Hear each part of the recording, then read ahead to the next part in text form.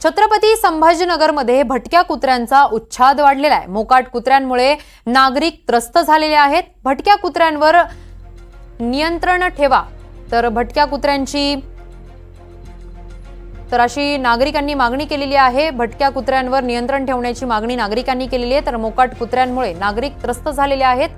तर छत्रपती संभाजीनगरमध्ये हा मोकाट कुत्र्यांचा उच्छाद वाढलेला आहे। तर यामुळे नागरिक मात्र त्रस्त झालेले आहेत। महानगरपालिका प्रशासनाने याकडे लक्ष देण्याची आता नागरिकांनी मागणी केलेली आहे। तर यावर आता महानगरपालिका प्रशासन काय तोडगा काढणार याकडे सगळ्यांचंच लक्ष लागलेलं आहे। या संभाजीनगरमध्ये मोकाट कुत्र्यांचा उच्छाद मात्र वाढलेला आहे, त्यामुळे नागरिकांना त्रास होतोय।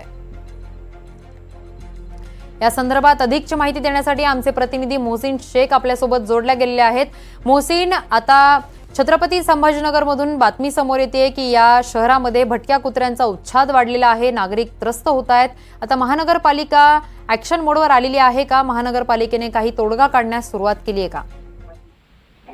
नक्कीच किरण, आपण जर बघितलं तर छत्रपती संभाजीनगरमध्ये गेल्या काही दिवसांपासून कुत्र्यांचा उच्छाद मोठ्या प्रमाणात वाढला आहे। अनेक वसाहतीमध्ये हे कुत्रे टोळक्या करून जे फिरतात आणि हे नागरिकांवर हल्ला करतात, त्यामुळे हा उच्छाद जो आहे तर आपण जर बघितलं तर गेल्या अनेक दिवसांपासून अनेकांवर या कुत्र्यांनी हल्ला देखील केला आहे आणि त्यामुळे या कुत्र्यांवर आवर घालण्याची मागणी देखील अनेक दिवसांपासून केली जात आहे।